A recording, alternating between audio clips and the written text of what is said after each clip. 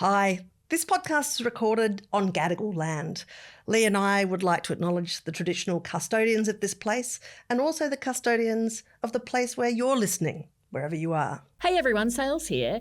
We would really appreciate your support of our podcast so we can keep doing what we're doing.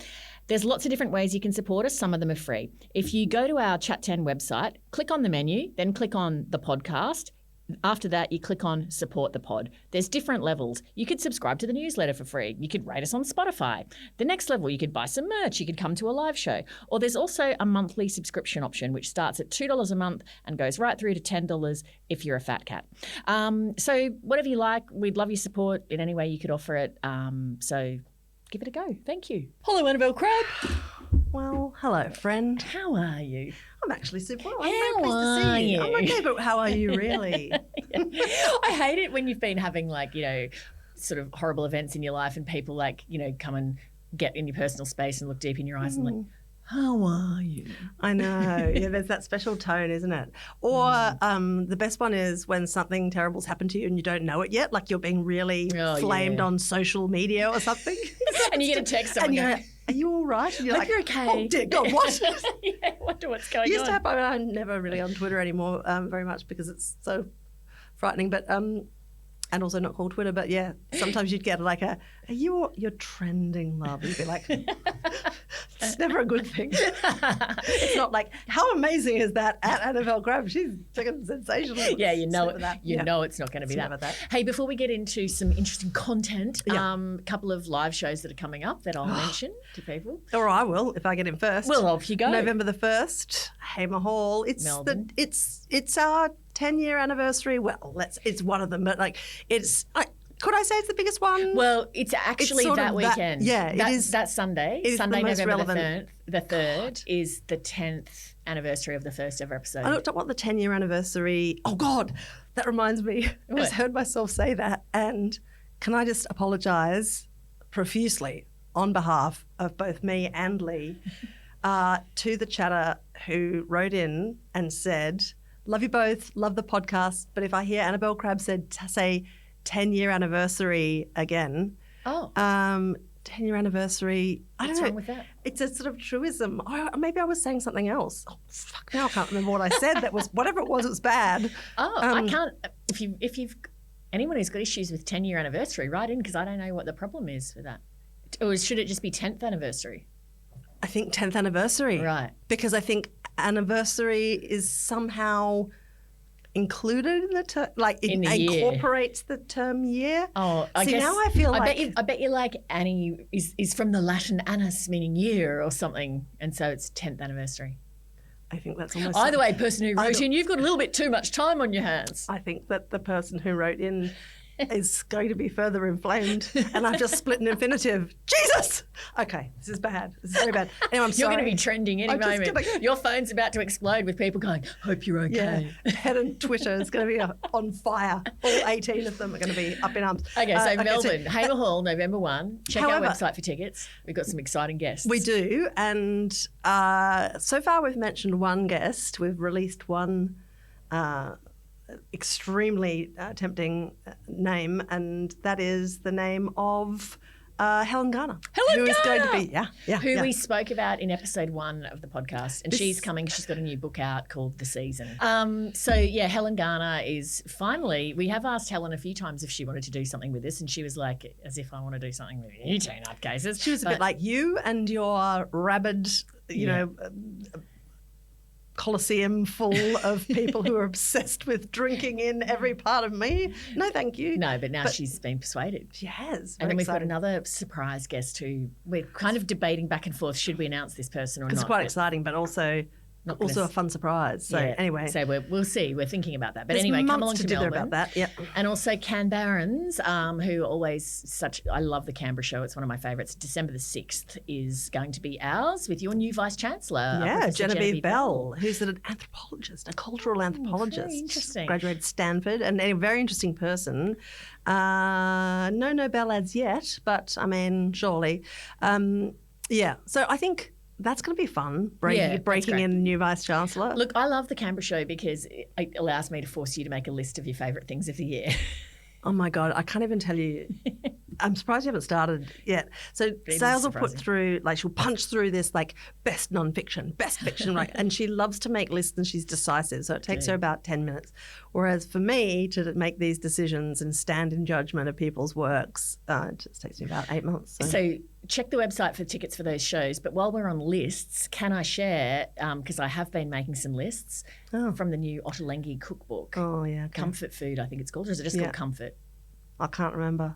Yeah. All I've got is just a sort of I'm getting absolutely pelted with your images of things that you've cooked in your reviews and your Have you cooked out of it yet? you making little lists. No, but my cookbook co-author Wendy Sharp is slamming me with stuff from London as well. So all I'm getting is just pictures of I cook. This is great. So I mean that tells me it's a good cookbook. Right? Okay, so I've only cooked 2 things so far from my list. One is this soup, which is. Actually, did I give you some? No, I gave some to our other friend, Caitlin. Okay, it's eggplant, capsicum and tomato soup, and it's just absolutely delicious. But the thing that makes it is this little crunchy bit of goodness that you drop on top of it, which is toasted flaked almonds, garlic, and some, I forget what the herb is, but a bit of sherry. Oh, yeah. A bit of sherry in it. And Dirty then you bugger. drop that on top. The soup's delicious. You put that on top, it's What next kind level. of sherry? Is it a dry sherry or is it dry a sort sherry. of, or is it a Pedro Jimenez? No, it's a dry sherry. The other thing I've made is a thing called a Dutch baby. And no, I was not impregnated by a Dutchman. It's an actual dish. I was made a Dutch baby recently by one of my children who was like, they went through this strange and excellent phase of competing to bring me breakfast in bed. I mean, it was short-lived, but it was really good.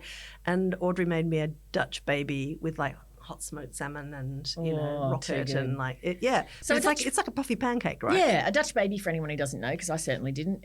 It's kind of like a cross between a pancake, a crepe, an omelette. So it's very eggy. It's very eggy, yeah. And so the one that is in the Ottolenghi book is kind of, it has. I used prosciutto, but it was meant to be bacon kind of draped across the top of it. Anyway, it was just absolutely delicious. So you have a really hot pan, you put butter in it, and then you put the batter in. So it's a bit of it's actually more like a Yorkshire pudding, I think. Right, okay. So then it kind of like frizzles and that sort of seals it on the bottom and means it doesn't stick. And then you put it into a hot oven and it goes. Yeah. And then when you take it out, it's like, hi, I'm Puffy. Exactly. And then he's got some roast tomatoes and basil with it as well. Just how can go wrong? Anyway, absolutely loved it.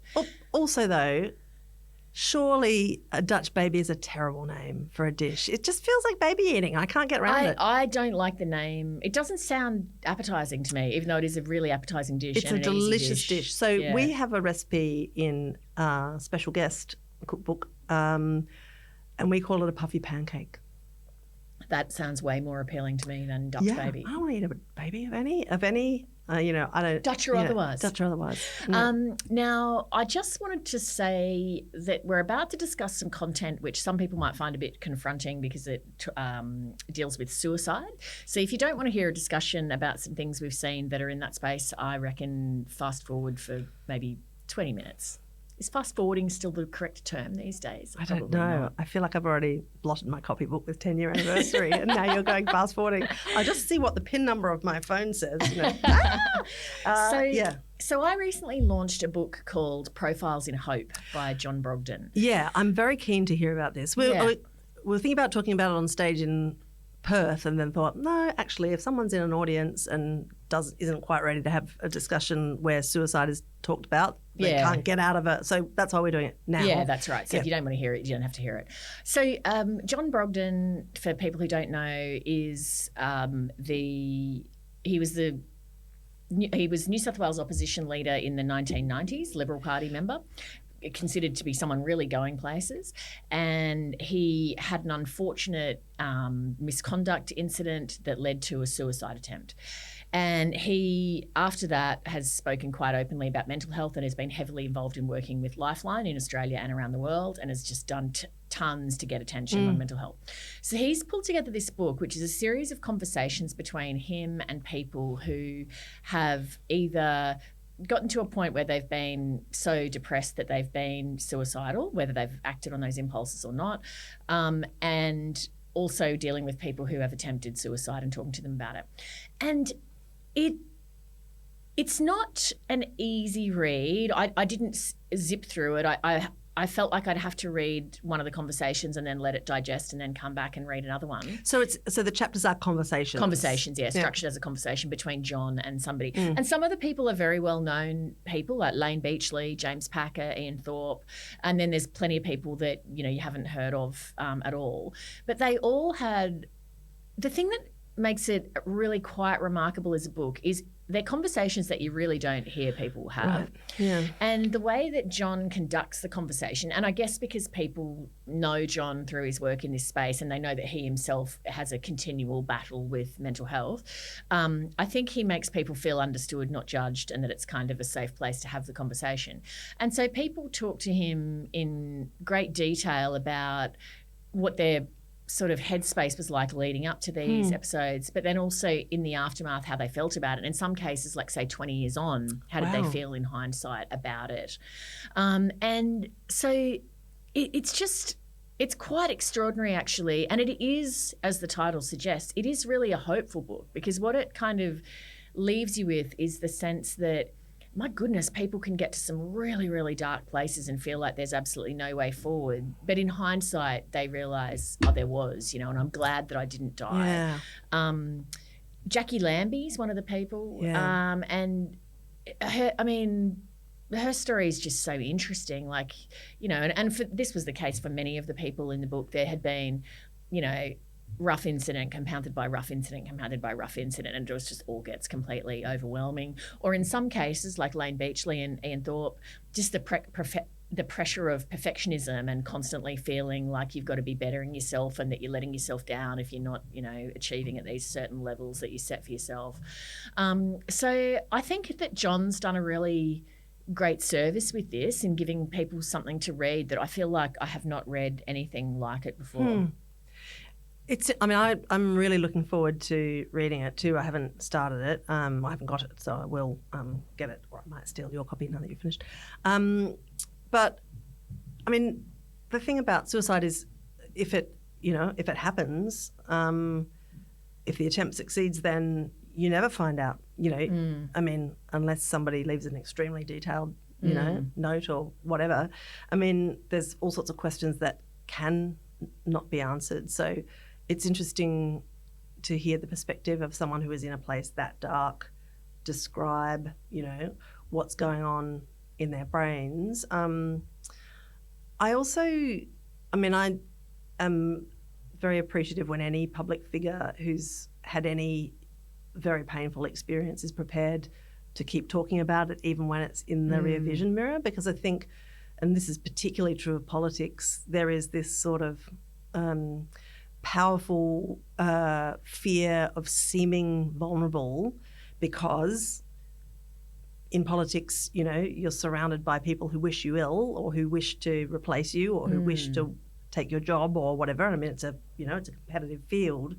And so there is this disinclination to express any vulnerability at all, which I think is incredibly toxic, because Nick Sherry's interviewed in it as well, former Labor MP. MP. I remember we did a kitchen cabinet once with Andrew Robb, who experienced extremely crippling periodic depression through his entire political career, and also Mary Jo Fisher, the former South Australian Liberal senator, who had a bit of a breakdown and ended her career. Both of them came and talked really superbly about what it's like to be in the middle of one of those episodes, or a part of your life where you just think, I literally cannot keep going with this.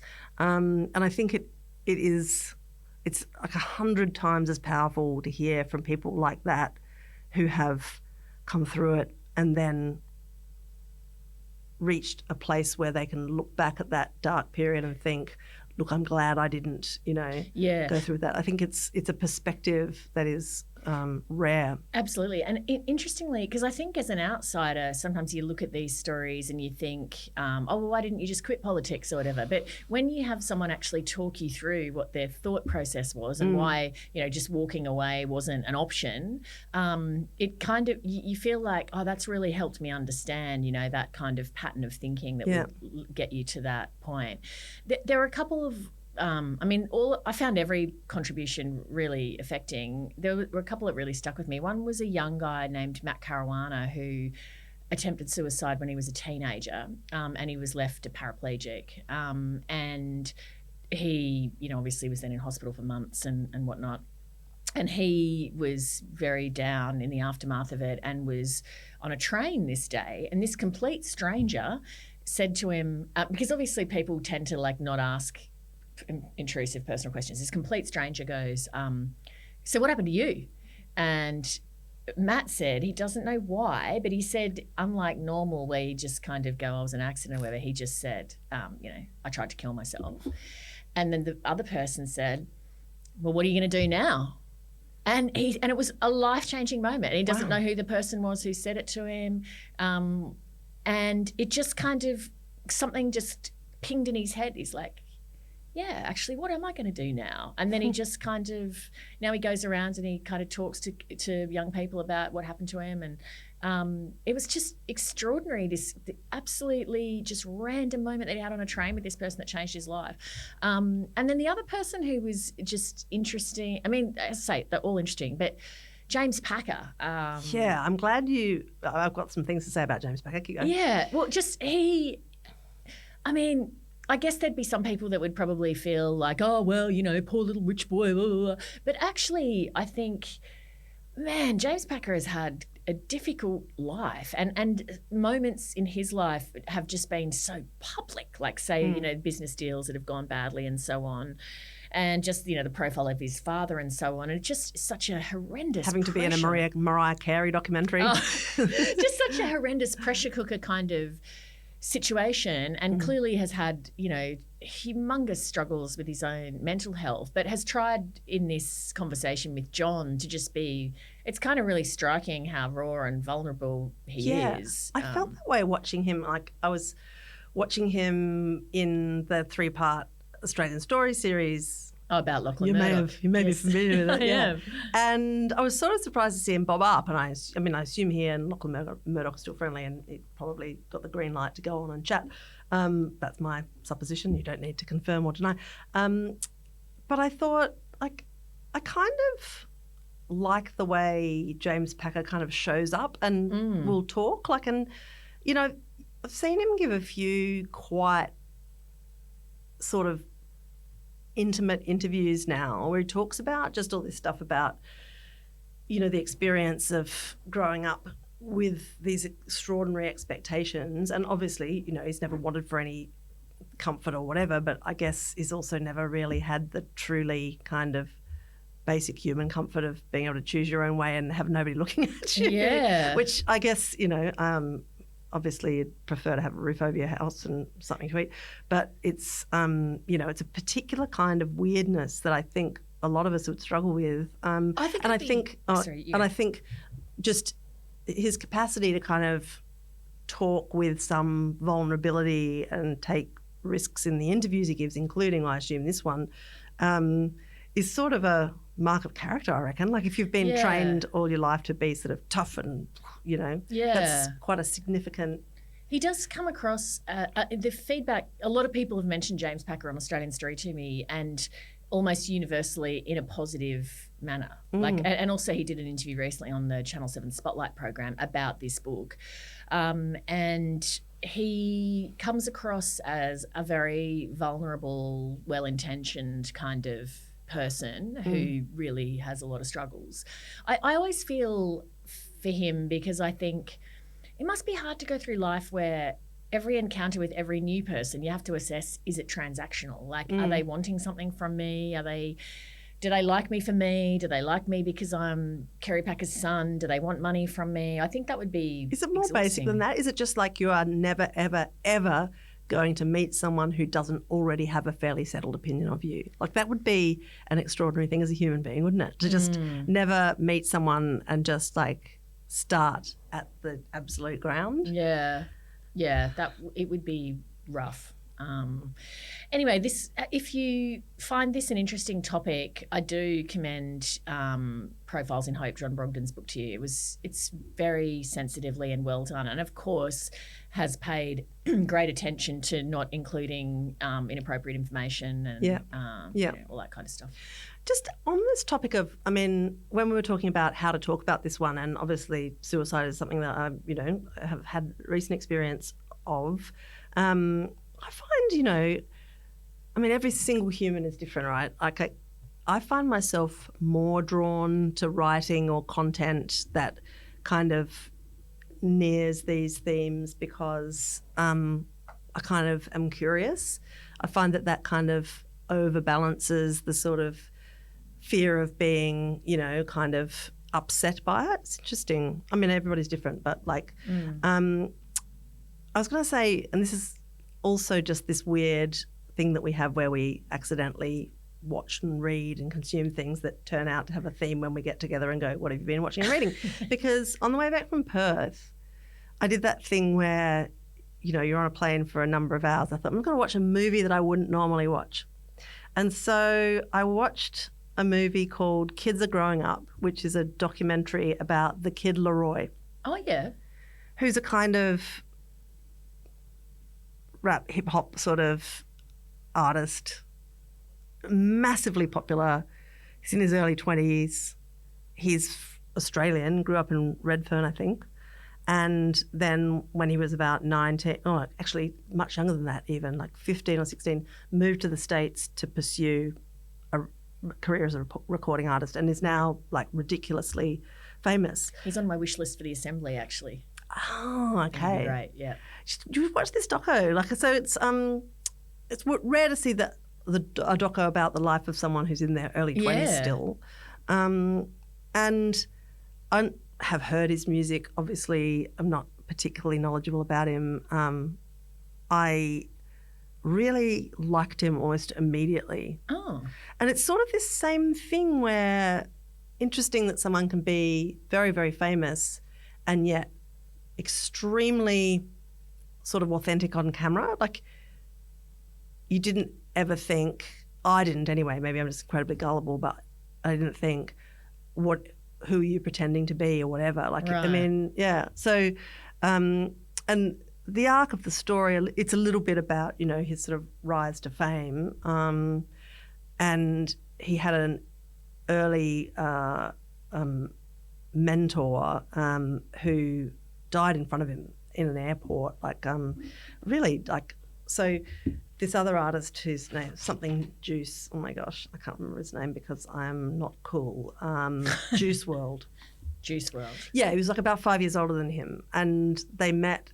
Juice WRLD, very famous, so it's embarrassing that I couldn't remember that it was just something Juice.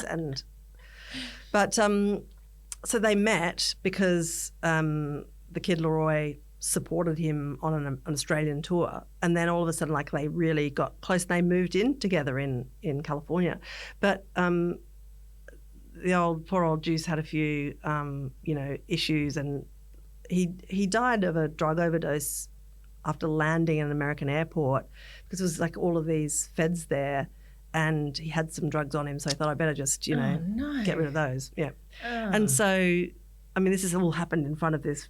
By that time, 19-year-old. And so there's a lot of introspection about that and this idea of, mentors or people who are unable to talk about whatever issues they're experiencing. And then Leroy talks about the extent to which, his writing is an outlet for him and so on. It's just really interesting. And I, his mum and dad are there. They're not together.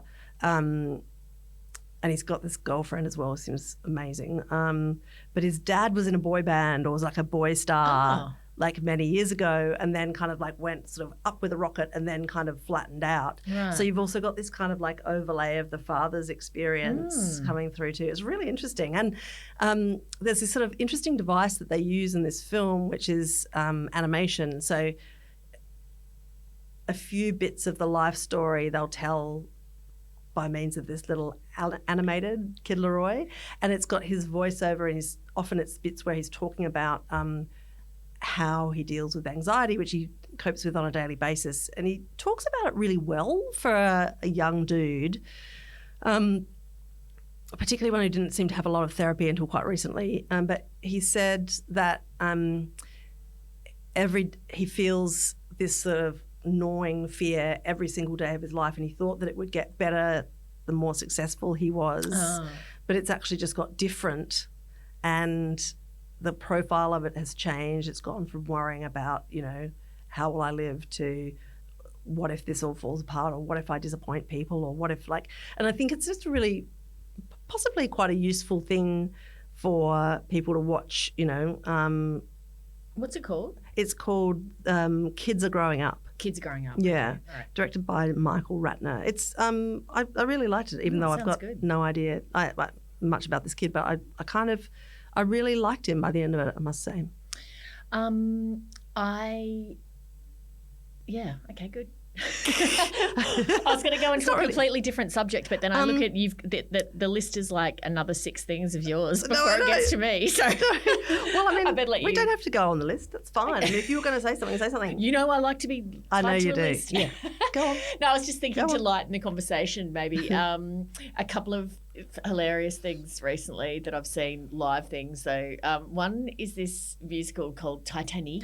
Oh, okay. Which is it's a parody. It's like this designed for you, this thing, right? I read about it, mate. Well, sales will be up that like right up a drain pipe. Look, there's nothing I like more than a night out with a heap of raucous gay boys, and that is exactly the show for it. So it's kind of a parody or a spoof on the film Titanic, but it incorporates, you don't say. It incorporates an actor who's playing Celine Dion. But I need to look up the person's name and I should have done it before I've come. Great research. Yeah, I know. Do you want me to pad here? Is it set on a boat? Like, is it actually on a boat? Because it looks a bit like the set of it. Boaty? In fact, I think there's a gag in the show where they talk about we're doing this thing on the set of bloody Anything Goes. It's kind of set up to look a little bit like that. But my favourite of the characters was a guy called Stephen Anderson, who plays the mother of the Kate Winslet character. Oh, okay. And oh my God, he is so funny. And so she's constantly, as you might recall, she's engaged to Billy Zane, but she's kind of in love with Leo DiCaprio. Right, and Billy Zane's like the family's ticket out of poverty because he's super rich. But the Kate Winslet character is kind of a bit, I don't know if I'm in love with him. I'm in love with this poor boy down in the, cattle class. Anyway, the Stephen Anderson, the way he plays the mother is, constantly going up to Rose and sort of going, "You shut your mouth." Anyway, he just does it so beautifully and camply. A whole lot of scene chewing. So, he just chews through the scenery in the best possible way. He's absolutely hilarious. So that it's on in Sydney at the moment. So if it comes to where you are, if you're in Sydney, Titanic, excellent. Yeah, I've heard it from a few people who saw it and just said they could not stop laughing. Like it was just this. It was very, very good fun. But in a nice little twist. So. Do you remember when I interviewed Lin-Manuel Miranda in Brisbane? Mm-hmm. In this beautiful thing, I got backstage and I'd been given a dressing room to use, which happened to be used usually by the musical director of Hamilton. And he had left me this beautiful note to say, good luck and we're all massive fans of yours and you're awesome and da-da-da. Just really lovely, encouraging note. And I've left you the score of Hamilton on the piano if you want to have a look at anything before you have to go out there, da-da-da. Just so thoughtful and nice. Anyway, so I did a post about Titanic and then Stephen Anderson commented on it and I said, look, you were so superb. We were all raving about you afterwards. And then he replied and said, oh, actually, that's so great because my partner and I are massive fans. He's the musical director of Hamilton. And I was like, oh, he left me the most lovely note in my dressing room. It was this crazy kind of... Oh, my God. It was just It's basically an arts lovey circle jerk. It was what you're saying. Absolutely 100%. Do you know, I'm about to put another pair of hands in because... Just snap on the marigolds. Took me a second to process. It's all right. It's going to be less gross than you are hoping. So that interview with Lin-Manuel was filmed and aired on the ABC. I think you can still see it on iView. Yes. And who was making that? The director was this lovely woman called Lin Ji Kong. Yeah. Who was a massive Lin-Manuel Miranda fan, so she was very excited to work on it, and we both had a hoot working on it. Okay, so this is her book. which I brought along to talk Chopsticks about. or fork. Right? Yes, I've had a look through that too, and I love it. This was not pre-orchestrated. No, this it's is just magic random. that's happened. So this book, Jennifer Wong, comedian, one of my favourite comedians. She is extremely funny, and relevantly to this episode too, she is one of these people who's incredibly funny about mental illness on stage. Oh, yeah, okay. because she had a whole show where she talked about being chronically depressed, and the high point of her discussion about chronic depression and the different ways that she attempted to tackle it was this one time when she went swimming with dolphins. She was actually part of a clinical trial that was to establish whether swimming with dolphins would cheer up people who were chronically depressed. And the way that she taught... And did it? Well, a dolphin jumped out of the water. Oh, my God, amazing. Life is good. And then fell on her. So it was a bit like, she was a bit like... Yeah. Oh, but ow. Anyway, like, you know how people can, really great comedians can make very funny material out of the very darkest things? Yes. Like, we've got a friend, Kevin McIsaac, who's an actor. He's currently got a show called Funny Laundering, which is about exactly that, which is about, okay, my wife has stage 4 ovarian cancer, and I have 2 small children, and, you know, I've just been diagnosed with ADHD, which explains a lot. And I think I might just write a comedy show about all that now. See what happens. Very funny dude. But yeah, I'm a great believer in dark comedy in dark times. So right. I'm always drawn to people who are into it. Anyway, you may remember if you listened to one of our Sydney shows a while back, we had Jennifer Wong on telling the incredible story about the time when she was 8 and she was at a family dinner, big extended family dinner at a Chinese restaurant somewhere in Western Sydney, I think it was, and there was a karaoke kind of session, and she chose Careless Whisper, I think, by George Michael,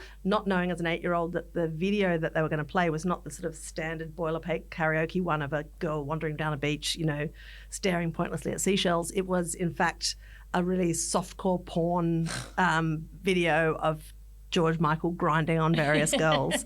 And so, which is ironic, really, when you think about it. But like, she has this great comedy bit where she talks about what 6 minutes was like for her as an 8-year-old. Anyway, this book is about the history of Chinese restaurants in regional Australia, right?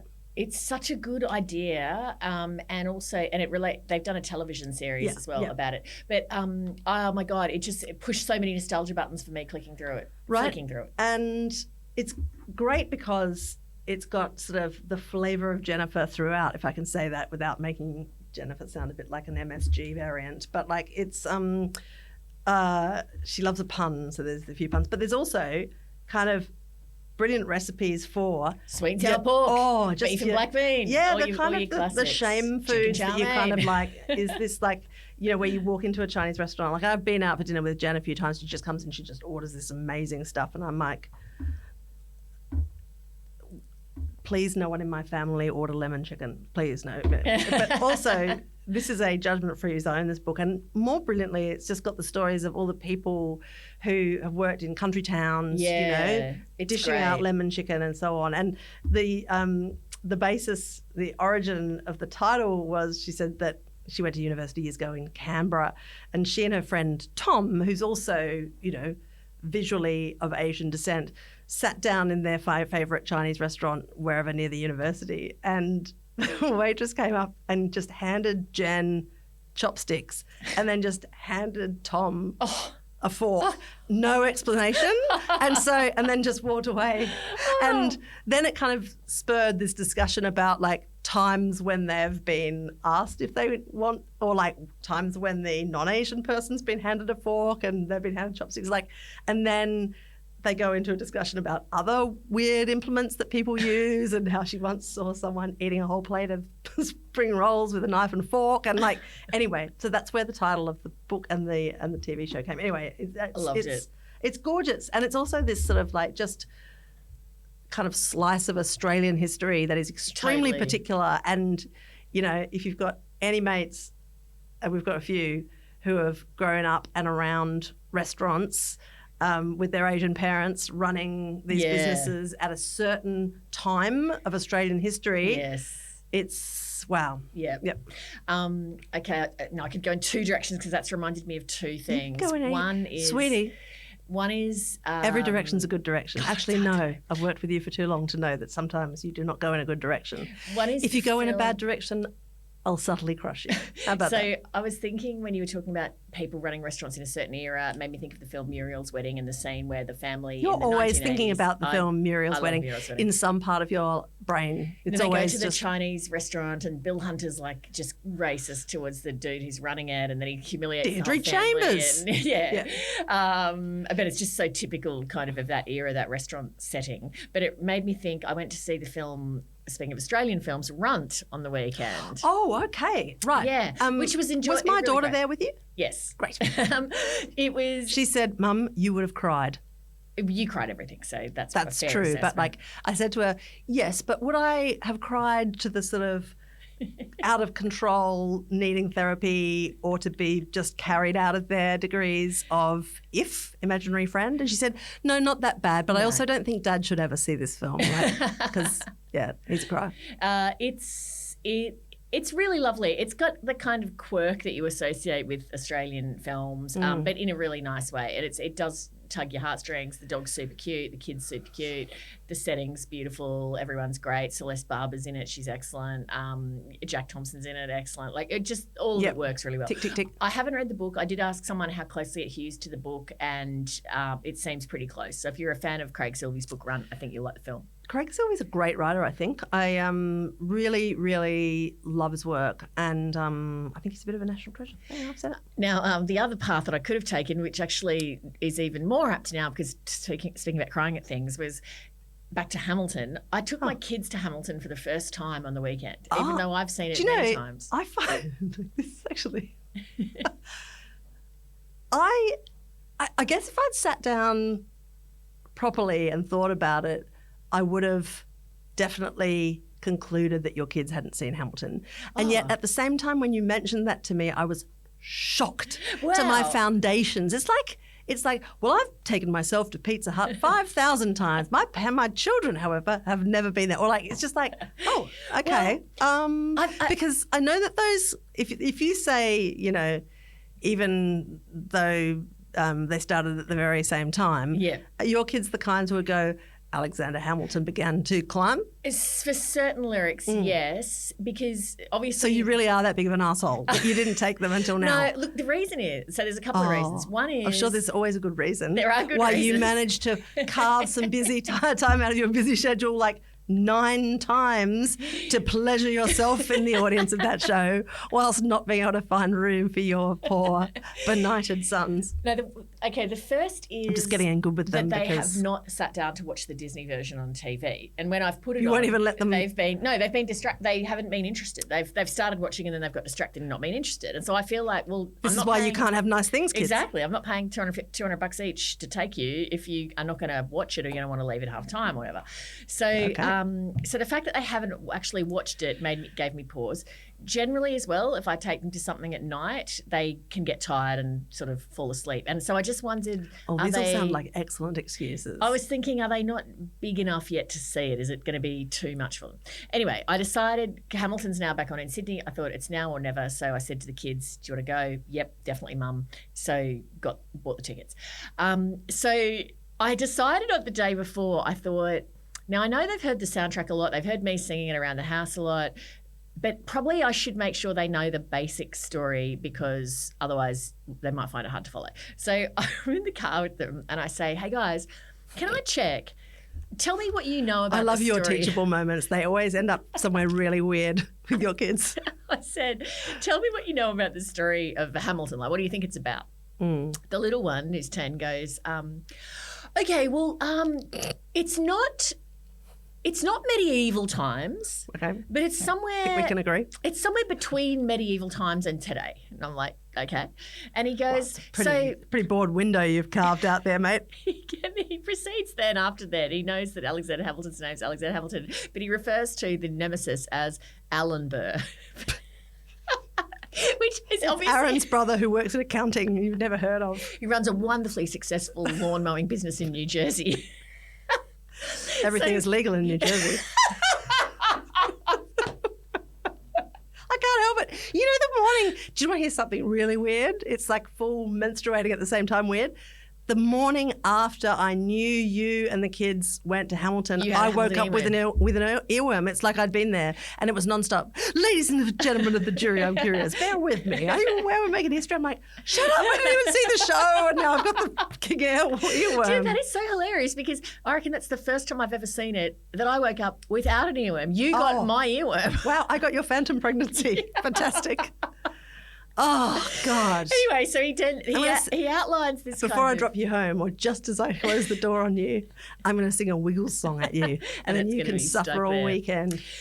So he outlines kind of a few basics discussing Alan Burr, and so I said, okay, that's. Alan. I said, that's not bad, but I said probably the main thing you need to bear in mind is that Aaron Burr and Alexander Hamilton, Aaron Burr is very jealous of Hamilton. And then the other child, the 12-year-old, pipes up and goes, well, that's because even though they started at the very same time, Alexander Hamilton began to climb. I've gone, correct, well played, which he's just gleaned from me singing that around the house.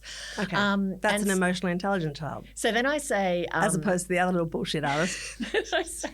Then I say, okay, now there's one thing I want you guys to be aware of that it's a little bit confusing when you go from Act 1 to Act 2. The 12-year-old goes, the Reynolds pamphlet.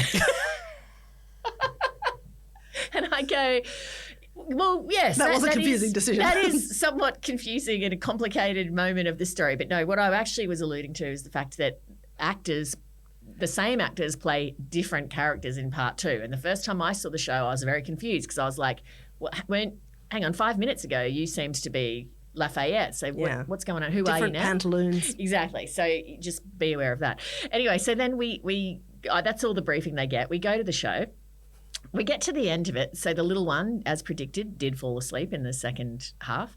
The 12-year-old adored it. And then, so at the end, the 12-year-old saying to me, oh, Mum, I cried at some bits. And I said, okay, which bits did you cry at? He goes, I cried when John Lawrence died, which I found surprising among the various competing Hamilton things you might cry.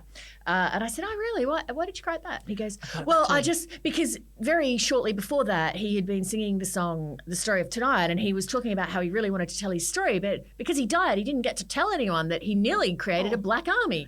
And I was like, oh, that's lovely. That is nice. True and cool and sad. And then he goes, did you cry at anything? And I said, yeah. I said, look, I always cried. It's quiet uptown.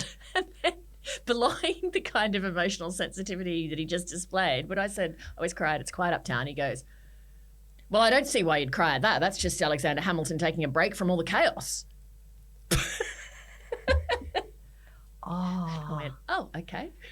That's so good, actually. Because, I mean, it does sound nice. It does. Like, having a nice, quiet life does sound nice until you remember that you're having it because your son died in a duel. That's right. It's your stupid fault that you kind of let him get into. It is kind of soothing. Anyway, and your wife's not talking to you anymore. That's why it's quiet, baby, because everybody blames you for something bad that happened. It was very fun and entertaining. Hey, we need to wrap this I know we do, up. but you've gone on, so I'm just going to just a couple more minutes because I want to talk about 2 pieces of live theatre that I've seen in the last couple of months that warrant a mention here, partly because of the subject matter from earlier and partly because they've just given me the 2 greatest thrills I've had in the theatre that have been of surprise to me in the last 6 months or so. Oh, over the course of this year. 2024, our Lord, the year of 20. I'm just stringing this out to annoy you more. I can see your teeth are just going, grinding. Yeah, I'm just running up now, baby. I'm warming up. And okay, now I'm jiggling young. All right, so the first one I saw a few months ago, a play called Trophy Boys by a playwright called Emmanuel Matana and directed by Marnie Mount, very, very young playwright. Team of absolutely unknowns to me. I went to see it at the Seymour Theatre. I knew nothing about it except that the season had already sold out, which seemed weird to me for a very young playwright and a bunch of people I had not heard of. Anyway, and I slunk in there, at the end of a very long, tiring day. I'm not going to pretend that I wasn't thinking, what am I doing? Why am I here? And the play is set entirely in the preparation room for a private school debating tournament, and it's 4 boys. And the topic they've been given is that feminism has failed women. And they're arguing about and they're like, oh, we're screwed because we're like private school boys and and they were the affirmative. Oh, what so a they great were premise. Right? And so how are we going to do this? And you see who they all are pretty quickly, and there's a sort of like a really one, and there's a super smart one that is the one that's, kind of running the things, but is also the nerdiest and whatever.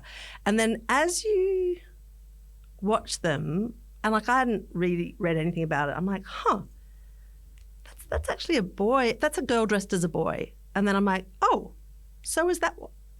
Oh, they're all played not by boys, right? Oh. Right. So then and I can't, so it's kind of like a female perspective on boys, but it's also affectionate, and it's also, I don't know, it's so nuanced. Like, I was blown away that a very young playwright could achieve this level of nuance, because you kind of, over the course of the play, you see them go through these phases of defensiveness, idiocy, sensitivity, kind of epiphany, and it's quite extraordinary, and it's very, very funny. So when the lights came up at the end, I just thought, I'm just so pleased that I was here. Oh, that anyway, sounds great. I'm sure it'll come up again. I'm sure it will. I mean, it's had a couple of runs, one in Melbourne and one quite short season in Sydney, but there's no way this play is disappearing.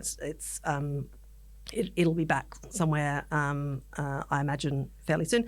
And just as a companion piece, last weekend I saw another play called All Boys, which is by a young male playwright called Xavier Hazard. It was on the most tiny theatre called the KXT. It's on Broadway. Like a tricky theatre, tiny, with 2 ranks of seats on either side of sort of the stage. Right. And the set design was amazing. It's set in a private boys' school, like a Catholic boys' school, and it covers all the 5 years of their life at this boarding school. And it's incredibly tautly written and concerns, like there's a student who's gay and everybody knows he's gay and he pretends he isn't, and then he's like, well, yes, I am, and then, he's excluded. There's all this sort of multi-directional kind of dramas going on with boys wanting to seem tough but then being extremely damaged, and then myths around big sort of storied schools and institutions. And I guess the story arc essentially is these kids starting out thinking this is everything, this world is everything, and then at the end realising this is actually a tiny slice of what the world is. But it's an unusual piece of work in that it's sort of like very disciplined short scenes with different combinations of all the characters, so you get a sense, and because the theatre is so small, you feel like you're in the school. Yeah. There's a lot of full-on stuff there. There is a bit of suicide ideation. There's bullying and abuse and so on. It is incredibly powerful and a unbelievably great cast. Really almost like for both productions, I'd say. And Marnie Mount was the director of the first one that I mentioned. And the director of All Boys is a woman called Marley.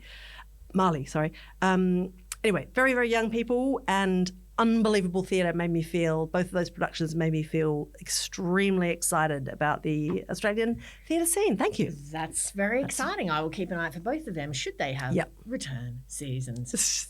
We are at a close. Class is dismissed. Class is dismissed.